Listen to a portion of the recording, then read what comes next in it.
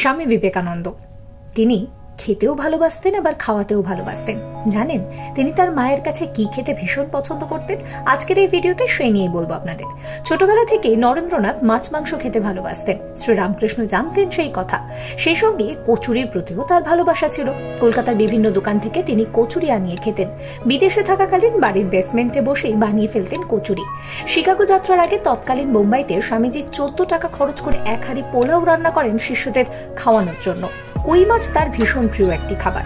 মৃত্যুর দিনেও স্বামী বিবেকানন্দ দুপুরবেলায় ভাত ইলিশ মাছের ঝোল খেয়েছিলেন বলে জানা যায়। এছাড়া আম, আপেল, লিচু, পেয়ারাও ভীষণ পছন্দ করতেন। জলখাবারের পর কমলা লেবু আঙুর খেতে ভালোবাসতেন। আর সন্ধ্যে 6:30টার মধ্যে নৈশ ভোজ দেওয়া হতো তাকে। অবসরেও রান্না বান্নায় তিনি সাহায্য করতে পছন্দ করতেন। এছাড়াও ঝাল খেতে ভীষণ ভালোবাসতেন। অসুস্থ থাকার সময় খিচুড়িতে মিষ্টি দেওয়ার কথা বলেছিলেন তিনি এবং তারপর তিনি লঙ্কা চিবিয়ে খেয়েছিলেন।